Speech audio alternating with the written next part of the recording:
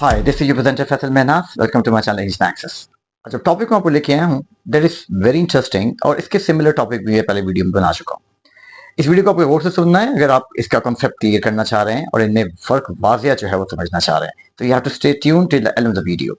सो हम स्टार्ट करते हैं। जो पहला जो आप देख सकते हैं टाइटल में, आई वेंट, दूसरा है आई डिड गो। पहले हम बात करते हैं आई वेंट। आई वेंट का ताल्लुक आप जानते हैं कि सिंपल पास्ट टेंस से है। इसे हम पास्ट इंडेफिनिट टेंस भी कहते हैं, जिसका उर्दू तर्जुमा बनता है मैं गया, आई वेंट। अब चूंकि हमने कंपेयर करना है दोनों को, तो पहले हम आई वेंट को पहले समझ लेते हैं, फिर हम आई डिड गो को समझ लेंगे। आई वेंट देखिए पास्ट सिंपल टेंस है, इसे हम पास्ट इंडेफिनिट टेंस भी कहते हैं। पास्ट इंडेफिनिट का मतलब होता है कि माजी गैर यकीनी जमाना, और इसे पास्ट सिंपल टेंस भी कहते हैं। और इसका मतलब आई वेंट का मतलब मैं गया, माजी में ये काम हुआ था, कंप्लीटेड एक्शन इन पास्ट, और माजी में ही खत्म हो गया।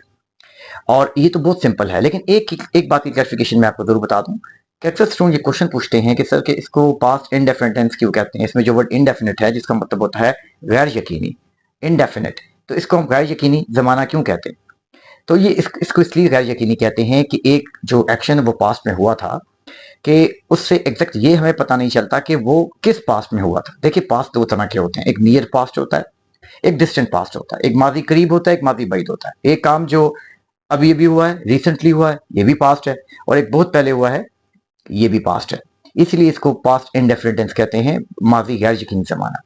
लेकिन दूसरे से सवाल ये भी पैदा होता है कि समटाइम हम इसको डेफिनेट बना लेते हैं, कुछ एडिशनल इन्फॉर्मेशन दे देते हैं, जिससे ये जो टाइम है ये वही गैर यकीनी नहीं रहता बल्कि यकीनी हो जाता है। For example, I went yesterday, मैं कल गया। अब इसमें जो एडवर्ब ऑफ टाइम यस्टरडे आ गया, इसने तो इसको डेफिनेट कर दिया, तो फिर ये पास्ट इंडेफिनिट टेंस नहीं होता, लेकिन ये पास्ट सिंपल टेंस भी कहलाता है और पास्ट इंडेफिनिट टेंस भी कहलाता है। एडिशनल इन्फॉर्मेशन से टाइम तो स्पेसिफाई हो जाता है, लेकिन फिर भी ये पास्ट इंडेफिनिट टेंस ही कहलाता है। ये टेंस नहीं बदलता, क्योंकि एक काम माजी में हुआ था, कंप्लीटेड एक्शन, और माजी में ही खत्म हो गया। तो इसलिए एडिशनल इन्फॉर्मेशन देने से टेंस नहीं बदलता। इसे पास्ट सिंपल और पास्ट इंडेफिनिट टेंस जो है वो दोनों कह सकते हैं। तो ये बात अपने क्लियर करनी है, देन में रखनी है आपने। आई वेंट, मैं गया, ये तो सिंपल है, ये रियलिटी है, रियलिटी पे बेसिक स्टेटमेंट है, मैं गया। अच्छा, अब आप बात जो करते हैं, जो मौजू है वो आई डिड गो पे है।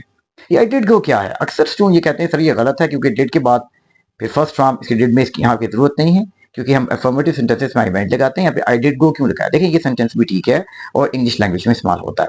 ये क्यों इस्तेमाल होता है, दैट्स इंपॉर्टेंट।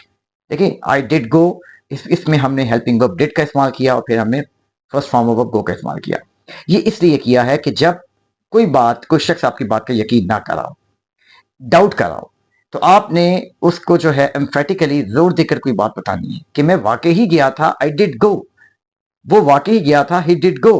तो मतलब जब आपने किसी को यकीन दिलाना हो, वाकई ही के वर्ड से एम्फेसिस करके, उसमें जोर देकर कि इसमें कोई डाउट नहीं है, इसके साथ आप हेल्पिंग वर्ब का इस्तेमाल करके जो है वो आप फर्स्ट फॉर्म ऑफ वर्ब में बेस फॉर्म ऑफ लगा लेते हैं।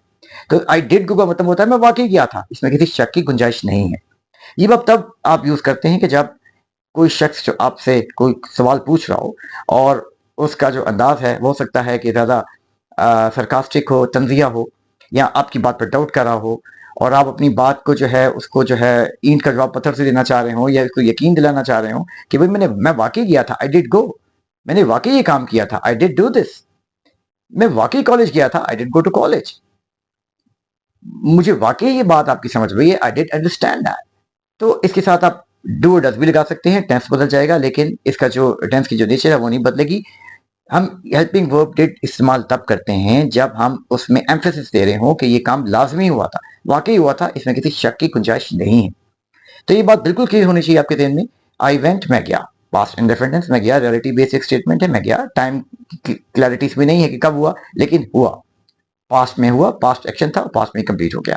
आई डिड गो, ये भी पास्ट में हुआ है, इसका टेंस भी वो नहीं बदलता, ये भी पास्ट इंडेफिनिट ही है, लेकिन इसमें एम्फेसिस क्या है, जोर है कि मैं वाकई गया था, इसमें किसी शक की गुंजाइश नहीं है। लेट्स सपोज कि आप एक क्लास ले रहे हैं, और क्लास में जो है you are trying to understand teachers lecture, आप लेक्चर समझने की कोशिश कर रहे हैं, और टीचर जो है, वैसे टीचर नॉर्मली सरकास्टिक रिमार्क्स नहीं देते, लेकिन टीचर आपसे पूछता है कि डू यू अंडरस्टैंड दैट, तो कहते हैं यस आई डू अंडरस्टैंड। मतलब ये कि आप टीचर को कह रहे हैं कि भाई इसमें किसी शक की गुंजाइश नहीं है, मुझे वाकई समझ आया है, आई डिड अंडरस्टैंड, कि मुझे वाकई ही ये बात समझ में आई है। तो जब भी आप क्लैरिफिकेशन दे रहे हो किसी बात पे, एम्फेसिस जो है वो दे रहे हूँ, किसी को बात यकीन दिलाने की कोशिश करें, तो आप हेल्पिंग वर्ब के इस्तेमाल के साथ बेस फॉर्म वर्ब का इस्तेमाल कर सकते हैं। तो इसमें आई डिड गो का मतलब मैं वाकई गया था। आई वेंट तो सिंपल सेंटेंस है, पास्ट सिंपल, और आई डिड को मतलब है कि मैं वाकई गया था, इसमें किसी शक व शुबे की गुंजाइश नहीं है। तो यही वजह होती है कि हम हेल्पिंग वर्ब के साथ बेस फॉर्म वर्ब इस्तेमाल करते हैं। तो उम्मीद करता हूँ कि इस वीडियो से पूरी बात क्लियर हो चुकी है।